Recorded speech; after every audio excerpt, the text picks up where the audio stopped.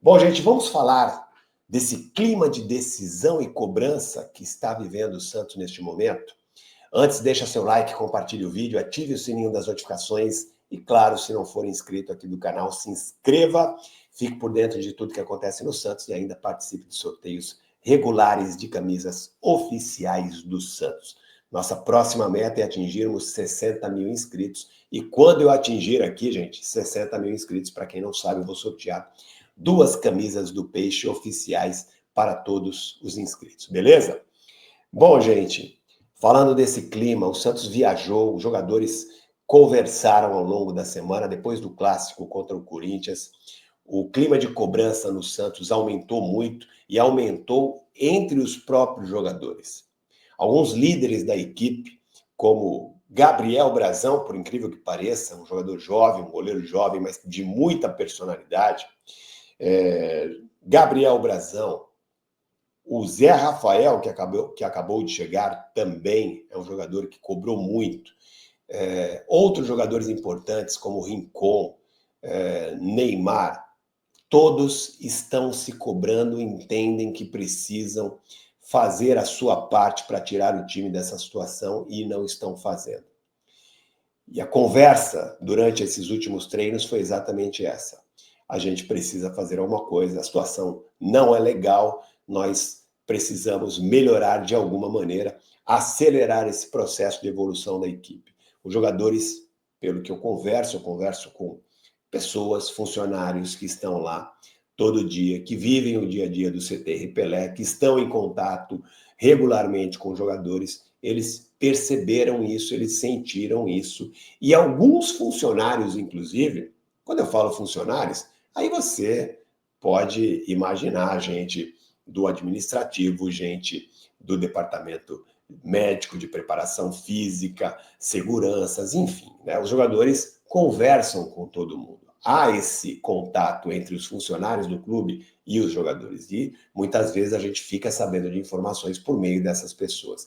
Então, há sim um aumento de cobrança depois da derrota no clássico contra o Corinthians, que manteve o time afundado na zona de rebaixamento. Então, há muita cobrança, até porque, como eu já disse aqui, essa semana é uma semana importantíssima, porque tem decisão de Copa do Brasil. Esse jogo, nesta quinta-feira, contra o CRB, vale a vida do Santos na Copa do Brasil. Se o Santos não vencer o CRB, se o Santos não vencer no tempo normal ou nos pênaltis, o Santos vai ser eliminado. E isso tem consequências gravíssimas, porque o Santos fez um planejamento financeiro, inclusive, para chegar mais longe na Copa do Brasil. Só para vocês terem uma ideia, só essa vitória nesta quinta-feira vale quase 3 milhões e 700 mil reais. São 3 milhões e 600 e alguma coisa, que é a premiação para o time que vai passar para as oitavas de final. Então, se o Santos perder essa classificação, se o Santos for eliminado, o Santos de quebra já perde 3 milhões, cerca aí de 3 milhões e 700 mil reais, e perde também a possibilidade de conquistar novas premiações, né? Porque se vencer as oitavas de final, tem uma premiação ainda maior para chegar às quartas de final, e assim vai. É uma competição extremamente lucrativa, com premiações muito boas, e a diretoria do Santos, quando traçou o planejamento financeiro para 2025, contou com a chegada, né, porque montou um elenco caro, né, e acreditou que chegaria longe na Copa do Brasil. Então, ser eliminado da Copa do Brasil logo na primeira participação do Santos, no primeiro duelo, né, nesta terceira fase, o Santos estreou contra o CRB, então ser eliminado agora vai ser uma tragédia também no aspecto financeiro para o clube. Sem contar que a Copa do Brasil, né, é uma competição de mata-mata, uma competição que equilibra mais, né, a situação entre um clube mais fraco, um time mais fraco, com um time mais num processo de evolução maior, um time mais forte.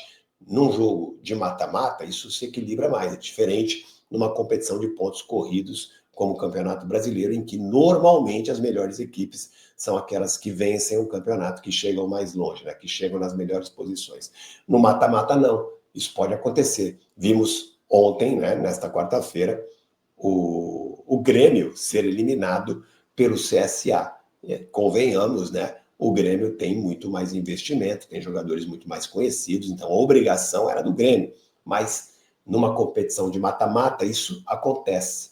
Então o Santos, né, ligou de fato o sinal de alerta, aliás, o sinal vermelho, para que o time reaja de qualquer maneira nesta partida de quinta-feira. O Santos não vence há 6 jogos, a última vitória do Santos foi aquela contra o Atlético Mineiro, 2-0 na Vila Belmiro pelo Campeonato Brasileiro, depois só foram derrotas e empates, e também, né, o Santos quer a reação no Campeonato Brasileiro. Então é um clima de cobrança para esse jogo de quinta-feira e também para o jogo de domingo contra o Vitória.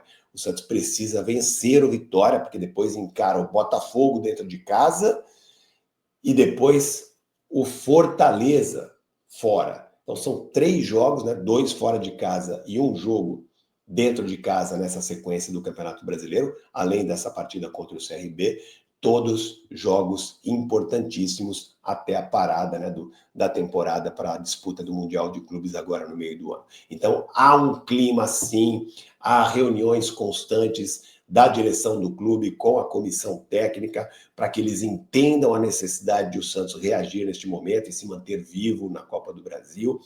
A comissão técnica, por sua parte, também está cobrando os jogadores. Só quem não se reúne com os jogadores, quem não sai da sua sala, pelas minhas informações, né, que vem lá do CT Pelé, é o CEO do Santos, o Pedro Martins. Parece que está ali, né? Ele viajou com a equipe, foi com a delegação lá para Alagoas, vai ficar com a equipe até o jogo de domingo em Salvador contra o Vitória, mas no dia a dia, pelas informações que eu tenho, não faz, né? Não faz nenhuma movimentação para pressionar os jogadores. Isso é simplesmente lamentável. Mas felizmente, né, a direção do Santos cobra a comissão técnica, que cobra os jogadores também são cobrados por eles mesmos, como eu falei aqui. Enfim, há um clima de enorme cobrança entre eles, um clima de decisão. O Santos sabe que o momento é delicado e precisa reagir urgentemente. Vamos torcer para que o Santos consiga trazer aí 2 vitórias, mesmo que não vença o CRB, que vença nos pênaltis, mas que saia classificado lá de Alagoas e depois vá a Salvador e aí sim consiga a vitória de fato no tempo normal, né? É uma partida pelo Campeonato Brasileiro, não tem disputa de pênalti. O Santos precisa somar 3 pontos para começar, né, a ver a luz no fim do túnel para sair o mais rápido possível desta zona de rebaixamento, porque é uma situação muito incômoda e você terminar essa etapa do Campeonato Brasileiro, né, o Santos tem mais 3 jogos, como eu disse, pelo Campeonato Brasileiro. Se o Santos for para a parada do Mundial dentro da zona de rebaixamento, o clima vai ficar ruim, o clima vai ficar péssimo, a tensão vai prosseguir até o retorno, né, até o reinício do Campeonato Brasileiro, e ninguém quer isso. O Santos quer se livrar dessa situação agora, antes da parada do Mundial. Vamos torcer que consiga. O Santos saindo da zona de rebaixamento antes da parada do Mundial e se classificando para as oitavas de final da Copa do Brasil, já dá aí um grande passo para reiniciar, né, a temporada depois da parada do Mundial com muito mais tranquilidade. Certo? Vamos torcer por isso, né? O torcedor do Santos não pode perder a esperança. A gente tem que sempre cobrar aqui os jogadores, cobrar a diretoria, apontar os erros, mas a gente não pode perder a esperança. Jamais. Certo, gente? Deixa a opinião aí de vocês nos comentários, hein?